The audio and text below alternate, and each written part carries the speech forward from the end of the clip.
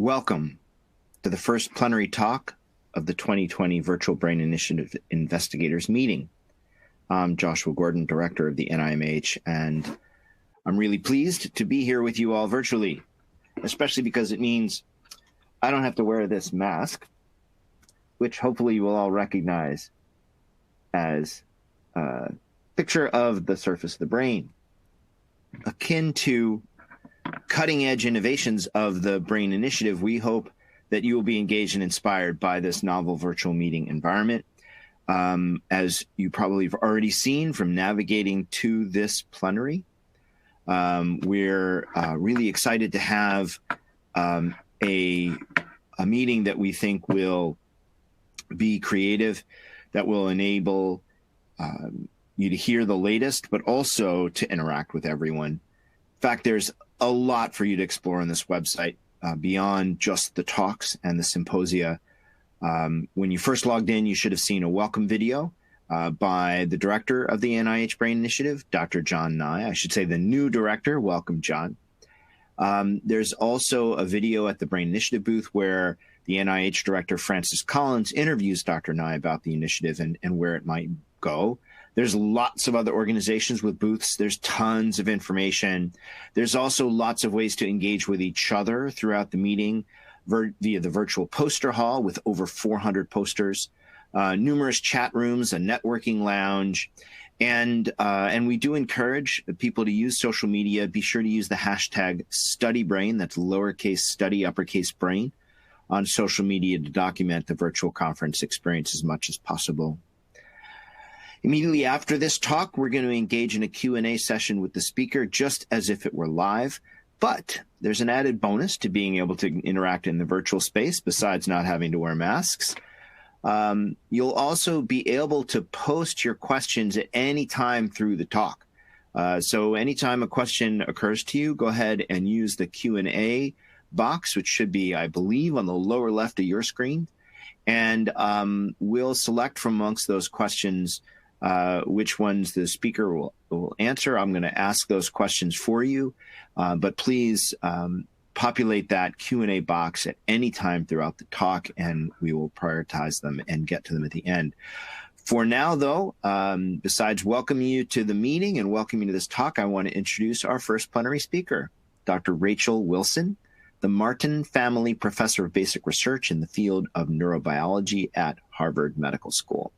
Dr. Wilson completed her postdoctoral training at the California Institute of Technology before joining the faculty in the Department of Neurobiology at Harvard in 2004. An investigator at the Howard Hughes Medical Institute, she is also a member of the National Academy of Sciences, a MacArthur Foundation Fellow, and the first Blavatnik National Laureate in Life Sciences. Dr. Wilson studies the neural mechanisms of sensorimotor integration and navigation in Drosophila. Her lab works to understand how descending signals from the brain control navigation paths, how spatial maps are integrated with internal goals to produce locomotor commands, how spatial maps reorganize around a new environment, and how map-guided navigation is seamlessly integrated with other navigational strategies. I think her work is creative, outstanding, impactful, and today I'm really looking forward to hearing from her about the neural mechanisms of navigation behavior. So now sit back and enjoy Dr. Wilson's talk, and remember to type in your questions in the Q&A box.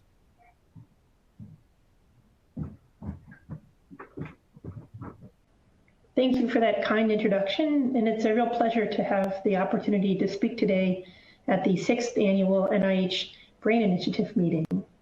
What I'm going to talk to you about today are the neural mechanisms of navigation behavior. We study navigation in Drosophila, partly because I think the fly is arguably the most tractable organism in terms of neuroscience around today.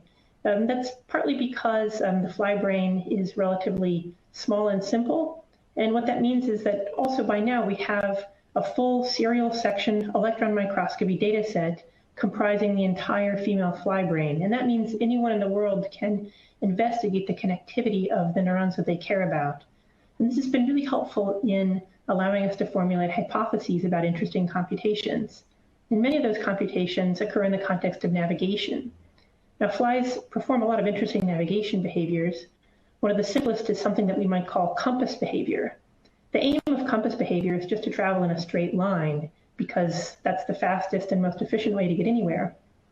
Now, of course, human subjects tend to circle when they're blindfolded. We're unable to walk in a straight line without some type of feedback from the environment. And that's because our bodies are asymmetric and our brains are asymmetric. And the same is true of other animals. So many animals travel in a straight line by referencing some visual cue in the environment, which is often the sun. And by fixing a particular angle relative to the sun, they're able to achieve a straight line path by keeping the sun at that fixed angle relative to their body. So we know something about how compass behavior is implemented. We know that it requires neurons in this donut-shaped structure near the center of the brain in this image. And the core components of this structure are neurons that we often call compass neurons or EPG neurons. And so these neurons form a topographic map of heading direction. Here the arrows represent the preferred heading of each neuron in the array. And that means that there's a kind of a bump of activity in the array at any given time, which rotates as the fly turns. And so we know that this structure receives visual input informing the compass about the position of a visual cue. And that allows the compass to update its estimate of the fly's current heading. And then we know from behavioral data that current heading estimate must be compared with some internally stored goal. And when the current estimated heading doesn't match the goal heading, that generates a steering command that adjusts the heading and also adjusts the position of the visual cue on the retina. We also know that this compass functions in the dark, and that means that the compass, the heading estimate, must receive input from either proprioceptors in the limbs that indicate that steering maneuvers are occurring, and or copies of steering commands, motor efference copy cues. So what I'm going to tell you about today are three stories. First, I'll tell you that visual inputs to compass neurons can change with experience. Second, I'll show you that compass neurons integrate spatial cues from multiple sensory modalities. And finally, I'll show you that compass output acts in parallel with stimulus-directed pathways to control steering. So this first project was spearheaded by Yvette Fisher with help from Jenny Liu and Isabel D'Alessandro. Now, EPG neurons receive their visual inputs from neurons that we call R neurons. They're sometimes also called ring neurons because the axon of each R neuron or ring neuron forms a ring that circles around the entire compass array, and it forms anatomical connections with every EPG neuron. Now, there are many R neurons, each with distinct visual receptive field locations, and they each wrap around the compass. So we can think of them, if we sort of unwrap the circle, as forming an all-to-all matrix of R neuron to EPG neuron anatomical connections. And I mentioned that these R neurons have spatially selective visual receptive fields. We can show this by making an in vivo whole cell patch clamp recording from one of these neurons. As the fly is presented with, for example, a bright vertical bar, which is randomly flashed at different locations. And by reverse correlation analysis, we see that this neuron responds only when the visual object is presented at a particular horizontal location. And this result really just confirms and extends what has previously been shown by Vivek Jayaraman's lab using calcium imaging to study the visual receptive fields of R neurons. Now, I told you that R neurons form all-to-all anatomical connections with EPG neurons, but we wondered whether the functional connectivity might be more patchy or selective than that. That's because if functional connections were all equivalent, then the compass would essentially be throwing away the spatial information that the R neuron population contains. So to test whether that was true, we want to design an experiment to measure the visual receptive field of EPG neurons. We know that R neurons are GABAergic, so we expect the visual responses of EPG neurons to be inhibitory. And calcium imaging is not a great way to study that, so we again turn to in vivo whole cell patch clamp recordings to study visually evoked synaptic input to EPG neurons. So this sort of shows you the experimental setup. Again, we're flashing a bright vertical bar randomly around the screen. And this shows you the responses of a particular neuron to 3 presentations, here shown in different colors, of a visual stimulus 90 degrees to the left versus 90 degrees to the right. What you'll notice is that this neuron is reliably inhibited by the first location, and it's not responding to the second location. And these are bona fide visual responses because they don't correlate with the animal's yaw velocity, its rotational velocity, on any given trial. In fact, in these experiments, the animals made no systematic move toward or away from the visual stimulus, maybe because it was flashed randomly and briefly around the screen. So these are sample trials for one neuron. Here's data from all 73 EPG neurons we recorded from in 68 flies. And we've organized these cells according to their receptive field location. You'll notice that every cell is inhibited by visual stimuli in a particular location, but it's not inhibited by visual stimuli in other locations, indicating that the functional map from our neurons to EPG neurons is not all to all. Collectively, these neurons sort of tile visual space, as one might expect. You'll notice that some neurons are actually excited by visual stimuli that don't inhibit them.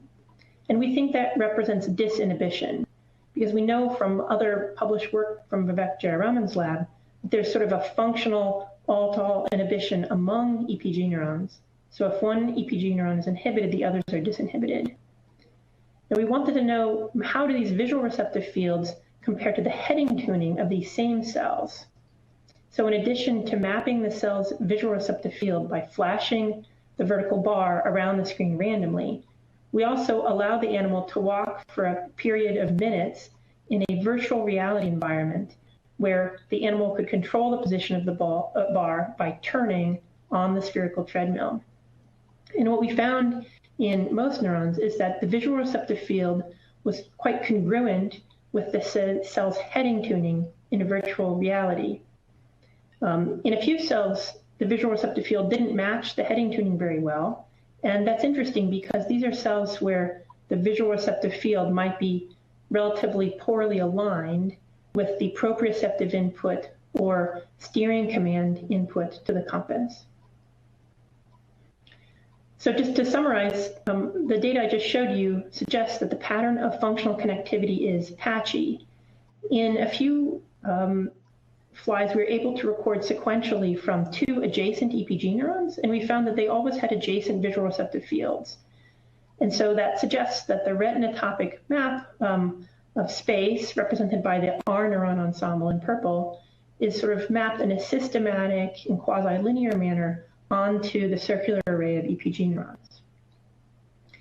So what is that all-to-all matrix of anatomical connections for? We wondered whether it might represent a sort of a matrix of potential synaptic connections that could be formed or weakened as a result of visual motor experience. So to test whether that was true, we designed an experiment to change the fly's visual motor experience in the middle of the experiment. And we started to look at that using calcium imaging. So we expressed GCAMP in all the EPG neurons. We imaged the entire array as the fly walks on a spherical treadmill in virtual reality with a single bright object. We sort of unrolled the circular array of compass neurons. So different wedges of the compass are on the y-axis and time is on the x-axis. And you can see the bump of activity here shown as a dark patch moving around the compass as the fly turns.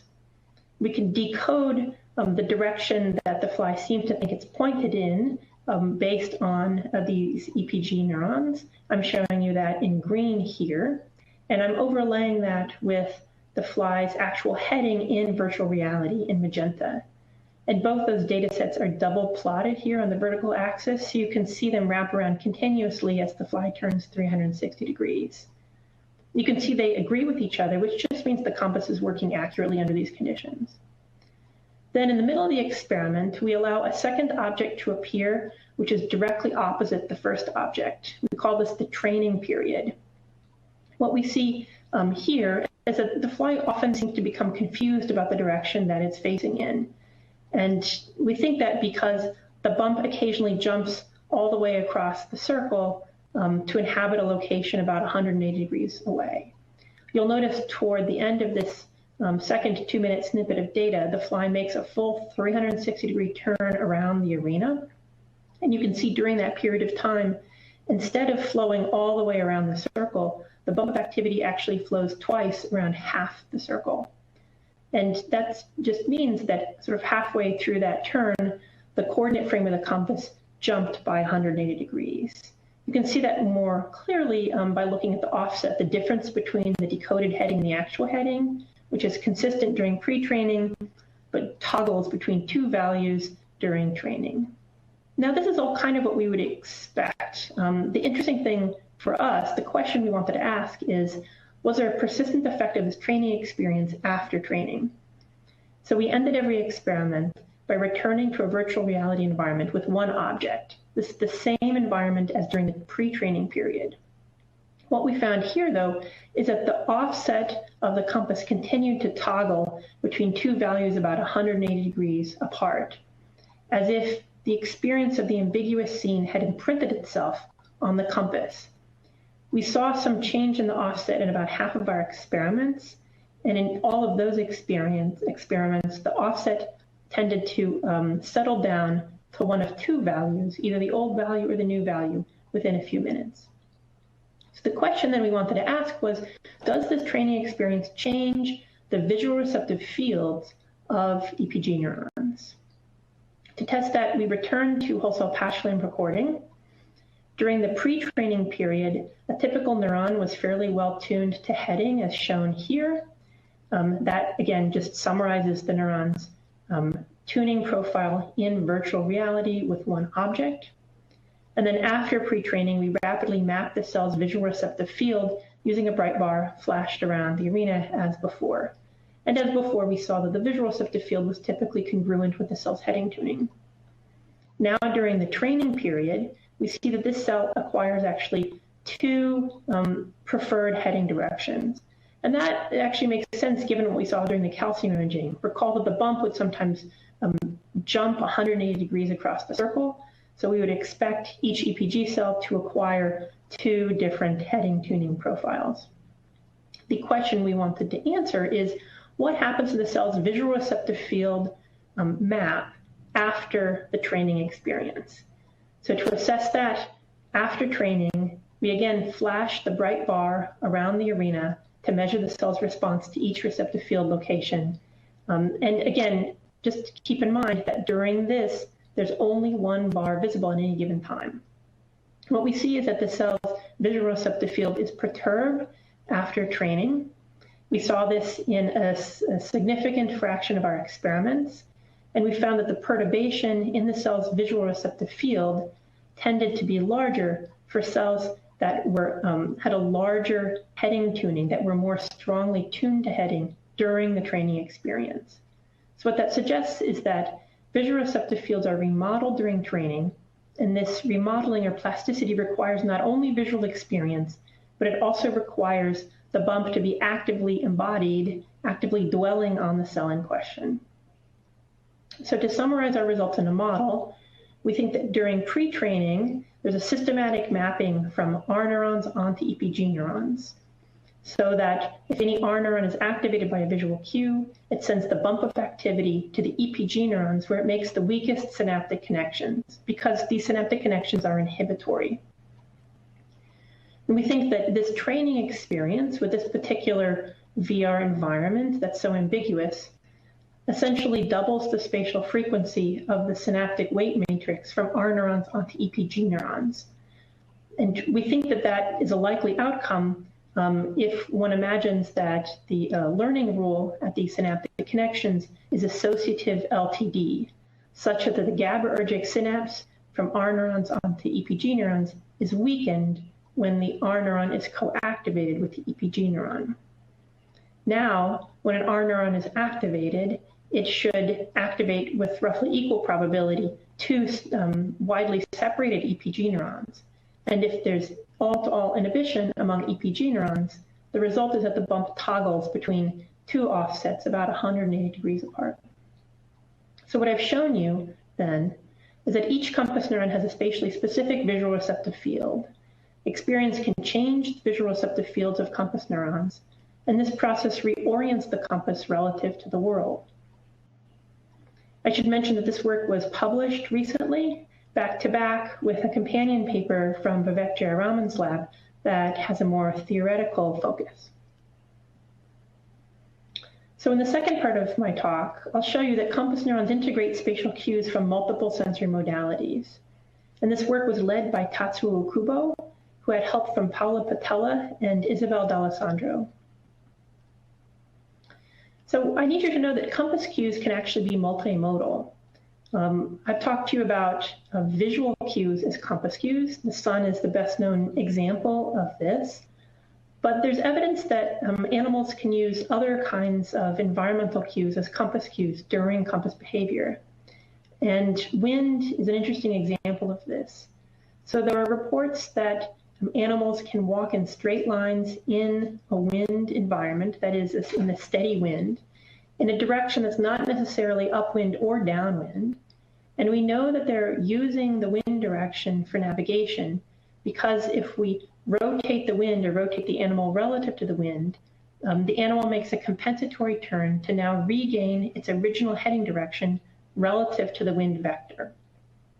So this suggested to us that perhaps wind would have an effect on compass neurons analogous to the effect of a sun-like visual cue on compass neurons. So to test this prediction, we expressed GCAMP and EPG neurons. We imaged the EPG array while presenting wind from many directions around the fly. We actually, in these experiments, presented wind randomly from different directions, rapidly interleaved. And what we found is that as the wind direction jumped, the bump would also jump. And in most flies like these, the relationship between wind direction and bump location is fairly smooth, continuous, and linear. You'll notice again that I'm double plotting each data point on the y-axis, so you can see this line form continuously as we wrap around the 360-degree circle. Notice, interestingly, that the offset between wind direction and bump location is different in different flies. And this is reminiscent of observations that have been made many times, noting that the offset between the bump location and a visual cue is also different in different flies. And it suggests to us that there may be some plasticity in the mapping from wind to compass coordinates, just as we now know there is experience-dependent plasticity in the mapping from visual cues to compass coordinates. Now, I've been telling you about R neurons and how they can send visual signals to EPG neurons. The R neurons I've been focusing on implicitly here are just actually a subset of R neurons. They're the most well-characterized R neurons, and they receive synaptic input from a particular visual brain region. But there are other less well-characterized R neurons. We might call them atypical R neurons, and they receive synaptic input from a different brain region called the lateral accessory lobe. And we wondered whether these atypical R neurons might be sensitive to wind direction, whether they might form a continuous topographic map of wind direction, and whether they might be responsible for the effect of wind on the compass. So to test this, we hyperpolarize these atypical R neurons, these green R neurons, by overexpressing the inwardly rectifying potassium channel KIR 2.1. And just to summarize those results, I'll tell you that KIR overexpression we found interferes with the effect of wind on the compass quite significantly. By contrast, KIR 2.1 overexpression in these visual R neurons interferes with the effect of visual stimuli on the compass, but it doesn't interfere with the effect of wind on the compass. So this motivated us to go in and make in vivo wholesale patch link recordings from these green R neurons to atypical R neurons. For the cognoscenti, I'll just say that these are the R1 class of R neurons. And we found indeed that they responded to wind in a manner that depended on wind direction. So in this example cell, you'll see the cell is excited by wind from the contralateral direction. It's inhibited by headwind and more strongly inhibited by wind from the ipsilateral direction. So you might be wondering, how do these R neurons get information about wind direction? So I want to step back for a moment and think about the mechanics of wind sensing in peripheral organs. So it's already known that Drosophila sense wind direction largely through their antennae. And actually the largest peripheral mechanosensory organ in the fly resides in the antenna. There are almost 500 neurons in each antenna devoted to encoding the position of the antenna. And the antenna are passively displaced in response to wind, and wind from different directions produces different antennal displacements. Here I'm showing you video stills from videos that we took of the antenna viewed from above the fly as we presented wind from different directions. In black, you can see the silhouette of the antenna and the head at rest when no wind is present. And in magenta, you can see the new positions of the antenna when wind is presented from each of these different example directions. So we measured antennal displacements in response to wind from many directions. Here I'm plotting displacement on the y-axis and wind direction on the x-axis for both the left and the right antenna. And we did this for 4 different air speeds. And what you'll see is that for any given airspeed, it's really not possible to determine the direction of the wind by looking at one antenna alone. But if you integrate input from each antenna, it turns out that you can deduce with reasonable accuracy the direction of the wind invariant to wind speed. And so we might expect that if our neurons are truly encoding wind direction invariant to wind speed, they would receive input from both antennae. And in fact, we did find clear evidence of bilateral integration in our neurons. So we made, again, whole cell patch link recordings from these atypical R neurons, these R1 neurons. And we then made controlled displacements of the antenna, both antennae, independently, using a pair of highly precise piezoelectric devices. So when we displaced the ipsilateral antenna, you can see in cell 1 at the top, the cell is excited, its firing rate increases above baseline in response to moving the ipsilateral antenna toward the head, and its firing rate decreases below baseline, below that black line, when the ipsilateral antenna is moved away from the head. And the reverse is true for the contralateral antenna, indicating that this cell integrates antagonistic input from the 2 antennae. The same is true of cell 2, except here in cell 2, the contribution of the contralateral antenna is larger relative to the contribution of the ipsilateral antenna. And it turns out then if we study bilateral displacements, the 2 antennae that represent the displacements that occur in response to wind from different directions, we see that both cells are tuned to wind direction. They have different wind tuning preferences because the relative contribution of the different antennae is different. I should point out that both cells are recorded on the same side of the brain in the same brain hemisphere. So this indicates, again, diversity across our neurons within the same brain hemisphere in their preferred wind direction. And interestingly, for both cells, the shape of the wind direction tuning curve is relatively invariant to wind speed, which we can understand as being the consequence of integrating antagonistic input from the 2 antennae. So we measured antennal displacements in response to a wide variety of wind directions, shown here on the left, for the left antenna and the right antenna. And I just want you to look at that in comparison with the shapes of the tuning curves of our neurons, shown here in the center column. These R neuron tuning curves were actually all recorded simultaneously in GCamp imaging from our neuron cell bodies. And as it happens, they all reside in the same brain hemisphere, the same fly.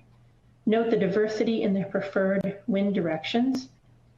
And interestingly, we can sort of account for the shapes of these tuning curves by simply taking the displacement of the left antenna and subtracting the displacement of the right antenna after scaling the 2 displacement curves by these scaling factors alpha and beta, which are the only free variables in the model. What you'll notice is that this model provides quite a good fit to these R neuron tuning curves. And what that argues is that these sort of sharp discontinuities in the tuning curve of each R neuron reflect the mechanical discontinuities in the antenna mechanics as a response to wind turning around the fly. Interestingly, these sharp discontinuities are not so present when we look at the EPG neuron ensemble, Rather, when we look at EPG neuron wind tuning curves, we see that all wind directions are treated more or less equally by the ensemble, suggesting that the constraints imposed by peripheral mechanics in the mechanosensory organ have been mitigated at the level of the transformation from R neurons to EPG neurons.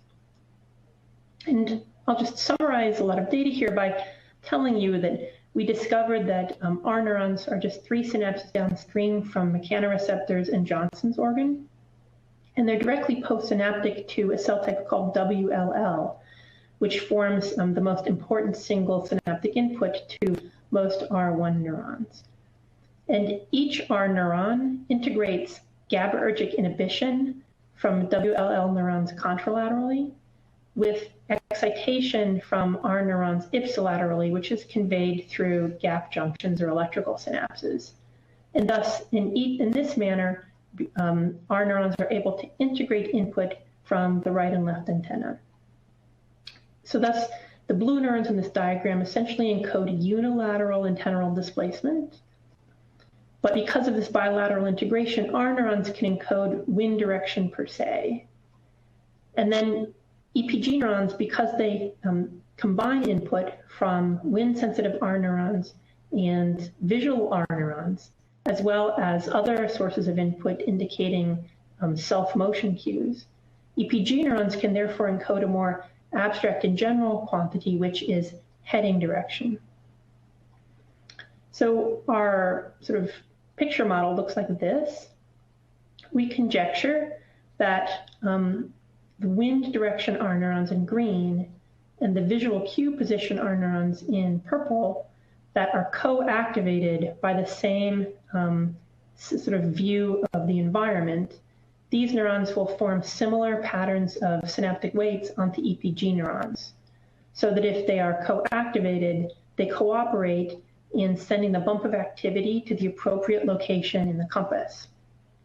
And if the sun disappears behind a cloud, for example, or the sun goes down, then wind alone could function to send the bump to the right location, although possibly with lower accuracy. Of course, the relationship between the wind direction and the horizontal angle of the sun is not a fixed one in the environment. And so this raises the likely possibility that the synaptic weight matrix for one or both types of R neurons would have to be remodeled again and again throughout the day in order to form a self-consistent functional map of the environment onto the compass. And we're interested in testing these hypotheses in the future. So to summarize, I've shown you that the compass tracks the direction of the wind, and specialized R neurons combine mechanosensory signals from both antennae to represent wind direction in an intensity invariant manner. And finally, I've shown you that the transformation from R neurons to EPG neurons eliminates the coding biases imposed by peripheral mechanics and integrates wind direction signals with visual signals in a common circular coordinate frame. So finally, I'll show you that compass output acts in parallel with stimulus-directed pathways to control steering. And this work was spearheaded by Sasha Reshubsky, who had help from Stephen Holtz, Isabel D'Alessandro, Anna Lee, Quinn Vanderbeck, Isabel Haber, and Peter Gibb. So this work began with an interest that we had in descending neurons. Descending neurons, by definition, have dendrites and cell bodies in the brain, and then they send their axons down to the ventral nerve cord, which is sort of the insect analog of the spinal cord in vertebrates. And we've got interested in one particular type of descending neuron called A2 descending neurons, because each of these neurons sends an axonal projection down to target all of the ipsilateral leg control regions of the ventral cord. And we know this based on beautiful anatomical work published recently from Gwyneth Card's lab. And Gwyneth's lab also at the same time generated a large collection of split Gal4 lines that allowed us to target these cells for observation and manipulation, which was essential to this study. We're also interested in this cell because an anatomically similar cell type turns out to be correlated with steering maneuvers in crickets. So we wondered whether the same might be true of this cell. So we again made in vivo whole cell patch frame recordings in walking flies. And here we're paying attention to all three rotational axes of the spherical treadmill. And we observed, as many other people have observed, that the sideways velocity of the fly and the rotational velocity of the fly tend to be fairly correlated. That just means that steering maneuvers generally seem to involve concerted sideways and rotational movements of the fly. And it's sort of quasi-independent from the fly's translational velocity. It's forward running. You'll notice I've marked in asterisks 3 sort of discrete steering maneuvers the fly is making in the same direction in this snippet of data. And what you'll see is that in a simultaneous recording we made from the A2 descending neuron, the A2 descending neuron proceeds and predicts each of these steering maneuvers. And I should say that this neuron was recorded on the side that corresponds to the direction the fly is steering in for each of these 3 maneuvers. So prior to each ipsilateral steering maneuver, the A2 cell is depolarized and its firing rate increases. And if we make simultaneous recordings from the A2 neuron on the right and the left sides of the brain, it turns out we can quite accurately predict the fly steering.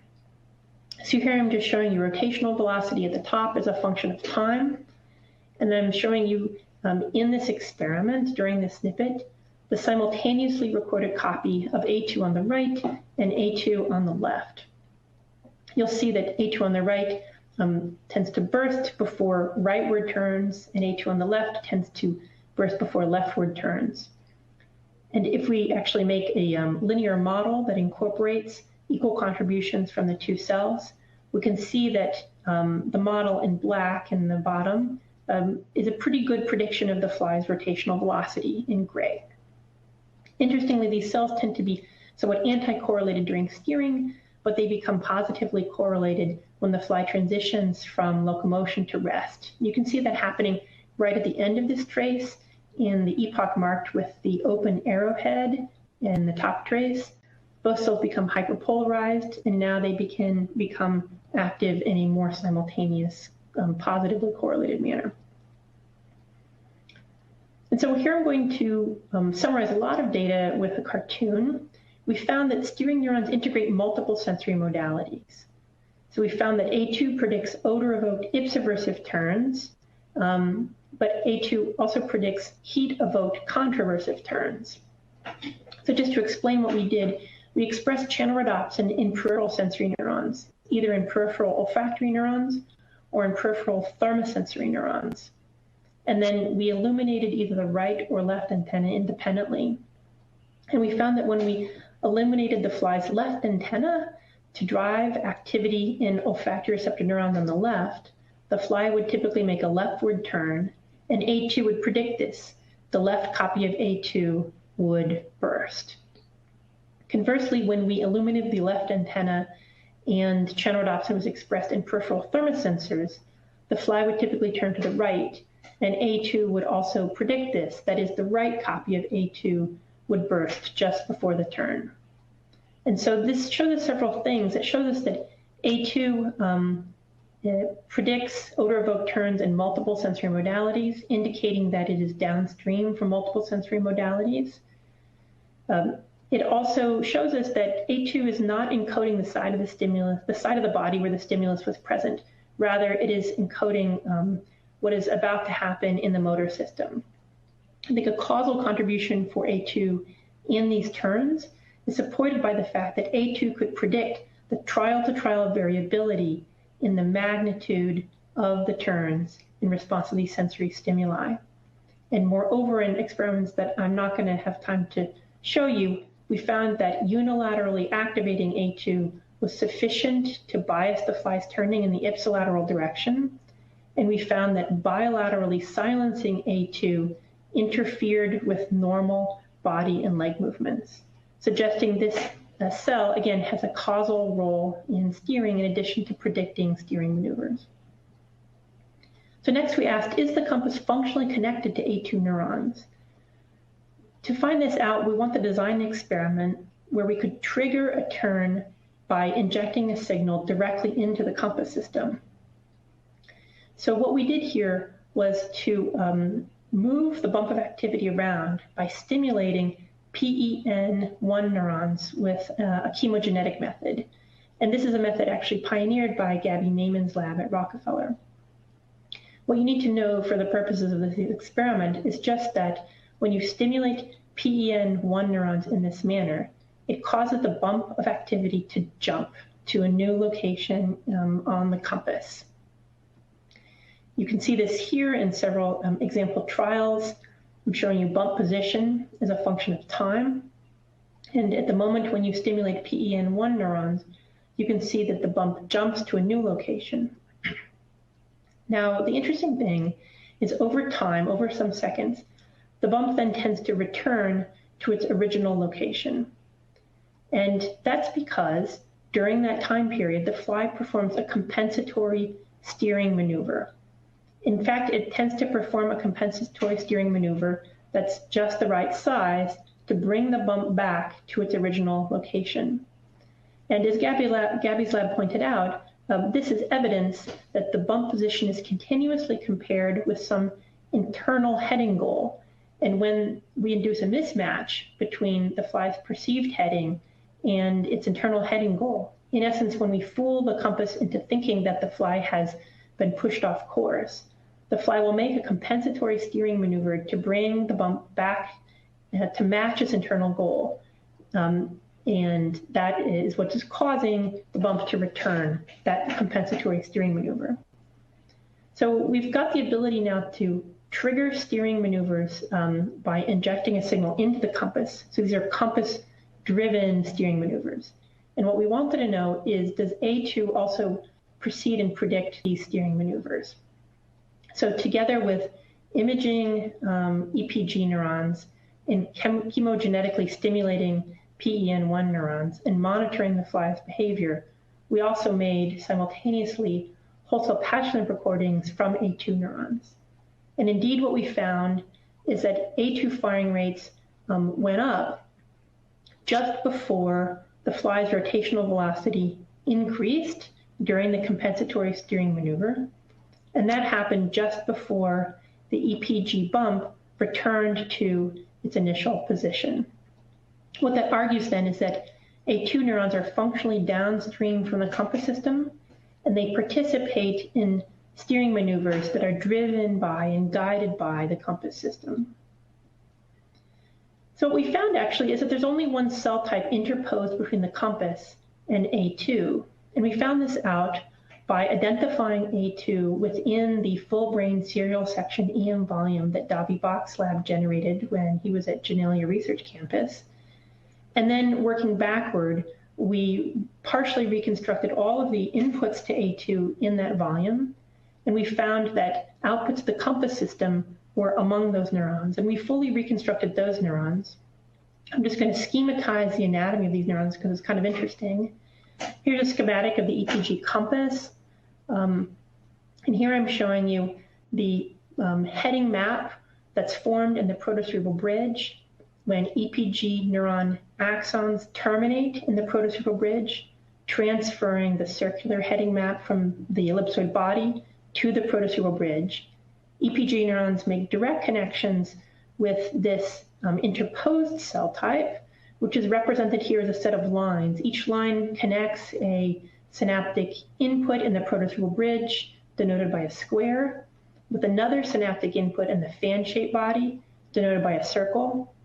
And each of these neurons, again represented by a line, terminates onto a descending neuron, either the right copy of A2 or the left copy of A2. And so what we think is that these neurons translate an estimate of the fly's current heading state into a steering command in a manner that depends on the nature of their input at that moment from the fan-shaped body, such that changes in fan-shaped body input could essentially change the policy in the fly brain about how to steer given a particular heading state. And so we're currently exploring that hypothesis using computational modeling and experiments. We also found in EM reconstructions that A2 receives direct input from a variety of higher order sensory brain regions: visual brain regions, mechanosensory brain regions, olfactory, thermosensory, and auditory brain regions, indicating that this cell type is a node of integration for multiple sensory modalities compatible with our functional evidence. Of course, this is exciting for us because it really raises the possibility that we could study integration between the compass system and these different sensory modalities. To summarize, we identified descending neurons whose activity is sufficient to produce steering and whose activity is necessary for normal body and leg kinematics during steering. These descending neurons integrate stimulus-directed steering drives and compass-guided steering drives. And these descending neurons are just 2 synapses downstream from compass neurons. So to kind of zoom out for a moment, we've sort of studied how all the brain regions I've mentioned are really embedded in a set of parallel feedback loops. Because keep in mind that whenever the fly steers right or left, that feeds back to change the apparent position of a visual cue or the apparent direction of the wind or the apparent lateralization of an olfactory or thermosensory or auditory cue relative to the body. And in this sense, the blue arrow, the brown arrow, and the black arrow form a kind of direct feedback loop, short feedback loop for steering. But recall also that there are signals that are sent back up to the compass system, either proprioceptive feedback from the limbs and/or copies of motor commands, possibly motor commands from A2 itself, that sort of move the compass bump even in the dark.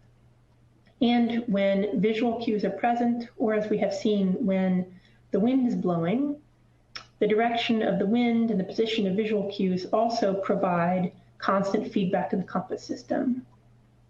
And so that in this manner, the compass system forms a kind of a more complicated, longer outer feedback loop that operates in parallel with the inner feedback loop that bypasses the compass system.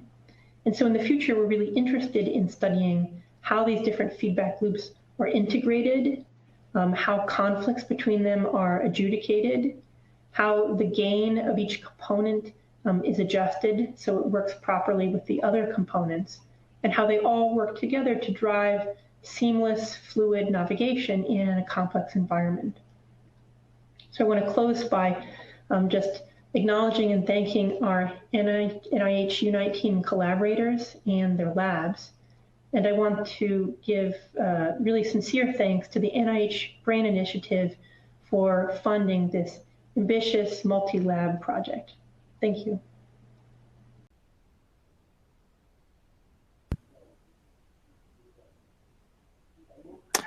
All right. Well, thank you so much, Rachel, for that really amazing talk. It's fascinating to think about how these different circuits network with each other to guide behavior, and you're really getting down to brass tacks here. And it's wonderful to see the complexity so elegantly described and simplified for us so that we can really truly understand it. I'm going to now ask some of the questions that were submitted by attendees in the Q&A session. The first one I think is really interesting to think about, and it's regards to translation, really. Can you comment on how we might use the insights that you developed from the Drosophila to guide or help understand what's happening in more complex animals, whether they be other reptiles or mammals? That's a great question. So I mean, I think complex brains are just different from simple brains, and we shouldn't pretend they're the same. But all complex organisms, and I would definitely say flies are a complex organism, all complex organisms face a kind of a common set of problems to be solved in the world. And we share a lot of genes, we share a lot of evolutionary history. And so I think it's fair to guess that neural circuits will be using some kind of common strategies, common problems common strategies to address these common problems. And so, for example, the compass neurons, of course, most people know that they have a lot of homologies with head direction neurons in rodents and primates. And head direction neurons are thought to be an input to place cells and grid cells, as well as possibly being intermediate between those spatial maps and motor commands. And I think we can learn a lot from understanding how the compass system might form a kind of a backbone or framework for doing various navigation guided tasks, and also understanding how it integrates with non-compass driven navigation. I think a couple things are going to be useful in helping us to kind of generalize results from Drosophila to other organisms. One is the connectome. The more we understand about the Drosophila connectome, the more we can use it to predict what we might see in more complex connectomes and then actually make those comparisons. And then second of all, I think computational models are going to be really important, because computational models allow us to kind of climb up the ladder of abstraction and take our data and step back and say, well, what are the kind of insights that might come from our data that we might be able to generalize, allow us to design better experiments in other animals. While we're on the subject of the connectome, talk about the importance, the influence of the EM connectome on your hypothesis. You described how you actually used it to figure out what neurons to study next. Are there any other ways in which having a connectome really helped you from the perspective of understanding this system? I mean, I think speaking personally, the connectome in Drosophila has been one of the most exciting things that's happened to me in my scientific career. I should say that we don't exactly have a finished connectome. So we have the raw data for the connectome of a full adult female brain. That's the work of Davi Bach. We also have a machine segmented, machine assembled connectome for a part of the female brain, and that's the new project that just came out of Genelia. I think in parallel, various people are working to augment those data sets, and we really need something that connects the brain to the spinal cord of the fly. That's critical here. But that said, even though the data and the analysis is still partial, it's been huge for us. The three studies that I talked about actually got started before we had a lot of this connectomics information. And so we're integrating information into those projects kind of on the fly, which was both stressful and really exciting. I think going forward, it's going to be very powerful in allowing us to identify other descending neurons involved in navigation, in walking, and then to work backwards from them to understand what their inputs are and how their inputs are integrated and recruited at different times. Yes, you did this all on the fly, pun intended, I suppose.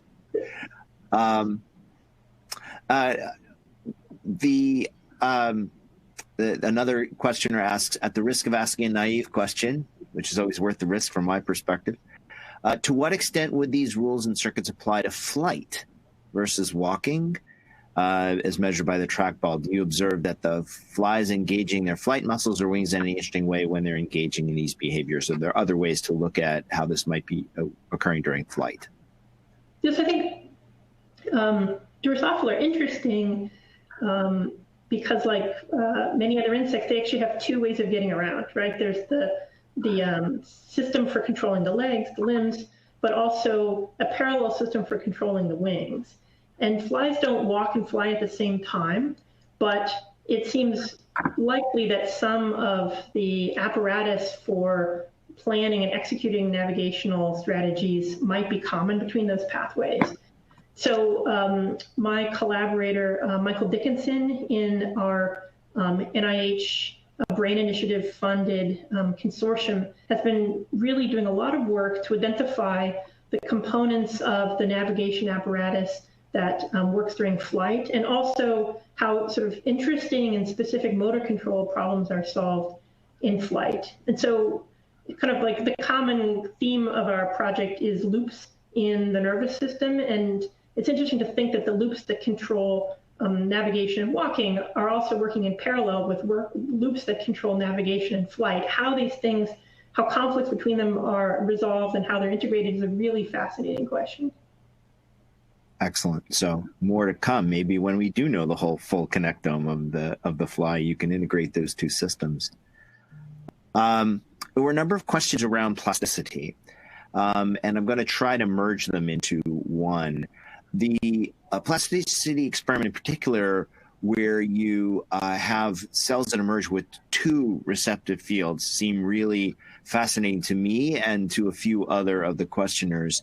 So what does that remodeling of the receptive field tell you about the functional role of those EPG neurons during active navigation, and how is it compatible with the potential of those cells to develop through plasticity to receptive fields? Right. So I think the question that you asked, Josh, is related to this experiment where we created a virtual reality environment with two bright objects 180 degrees apart. You can think of it as like the Tatooine experiment. There are two suns in the sky. They just are on opposite sides of the sky. So we designed that experiment because we thought that the flies had to be confused by it. That essentially, visual motor experience had to be perturbed. It had to be a big kick to the system. And in fact, we did see remodeling. What that experiment doesn't tell us is why plasticity and remodeling is useful. Because what we did is we took a functioning compass and we basically broke it, right? We created a period of several minutes after the training experience where the compass didn't function properly. So you could say, well, why is that useful?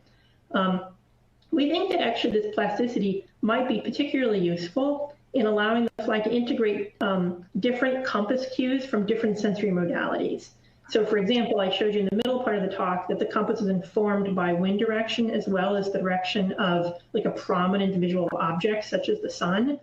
And so if either the visual R neurons or the mechanosensory R neurons made plastic connections onto EPG neurons, you could see how plasticity would allow the system to relearn the angle between the wind and the sun when that angle changed abruptly. Say if the wind was steady and then sort of shifted to a different azimuthal angle. Yep. Excellent. This next question is about integration between two different kinds of inputs. Is there synergy between wind and olfactory inputs so that each could inform the other, or I guess both could inform the compass system for tracking olfactory plumes? So we don't know whether olfactory cues affect the compass, and if they do, how they might affect the compass. One interesting thing that reminds us there's a lot to be discovered here is that there are lots of different R neurons, ring neurons, whose functional properties have not been characterized before. They're really a lot of like orphan R neurons, right? And some of these R neurons have dendrites in brain regions that we just don't know anything about. And so it's possible they could be bringing other kinds of like multimodal sensory cues to the compass. So for example, in work in big insects bigger than Drosophila, it's well known that the angle of polarized light in the sky has a big impact on the compass. That hasn't been shown so clearly in Drosophila. It's pretty likely some R neurons are devoted to that. Whether there are R neurons that encode signals related to odor is sort of an open question. Our working model right now is that a lot of the effects of odor on steering either are altering the gain of sort of spatial guidance cues coming from the compass or coming from the visual scene more directly, or else insofar as odors are providing guidance cues, potentially by stimulating the right and the left nostrils, antenna asymmetrically, that may be bypassing the compass system. And so may set up potentially sort of a conflict or a tug of war between these more direct pathways to the steering control system and the compass median pathways. Okay, there's really time just for one or two questions left, but before I ask the last question or two, I just want to let everybody know that in 1 minute at 11:30, the next two talks are starting. So feel free to leave at any time to go back to the auditorium to pop into those talks. And remember that there are interactive things and lots of other options to explore throughout the next day and a half. I'll get down to, again, brass tacks here from a question from one of our attendees that noticed that there appeared to be step-like effects in the wind experiment in the EPG cells. And this particular person thought that they might have corresponded to a period of 2 pi over 3. And he's wondering if that's consistent and if it's a feature of the analysis of the neural representation or the geometry of the system that you're using. Yeah, certainly getting used to circular statistics has been a learning curve for everybody. Now, almost everybody in my lab has the MATLAB Circular Statistics Toolbox installed, very useful. Yeah, so that kind of step-like discontinuity is not a systematic or consistent feature of the wind direction tuning curves of EPG neurons. What we typically see is EPG neurons have wind direction tuning curves that show a slope of about 1, meaning when the wind rotates all the way around the fly, the compass bump moves all the way around the circle, with, on average, a pretty smooth relationship, but there are these little discontinuities that are idiosyncratic across flies. And that may reflect this trade-off between plasticity and stability in the system. So the fact that our neuron inputs to EPG neurons may well be plastic makes it impossible for the compass to be always self-consistent and functioning perfectly, just because always those functional weights are being, we think, influenced and updated based on sensorimotor experiences. So we're really interested in knowing whether that's true in the wind inputs of the compass as it seems to be in the visual inputs of the compass. But one more indication of plasticity in the system is that the offset between the compass and the wind world is different in different flies, suggesting it can't be a hardwired feature of this system. Great. Well, thank you, Rachel, for taking us from these brass tacks through to the high-level descriptions of what is a really interesting and compelling circuit. And I'm sure others can't help but understand how the simplicity of the system, it's complex and it's simple in the sense that it's simpler than what we might be expecting in other animals, but it really helps inform and set the stage for how we can dissect these circuits in a behaviorally relevant way. But that really gives us tremendous power to control the system and to understand it, to computationally describe it. It's really pioneering work. I really appreciated hearing from it, and I'm sure so did the many other folks. I'm going to say goodbye for now, and again, welcome everybody to experience other portions of the virtual meeting, and to give us feedback along the way. Be sure to let us know what works and what maybe doesn't work for this really grand experiment of trying this virtual meeting for the first time. Anyway, thank you all. Bye-bye now.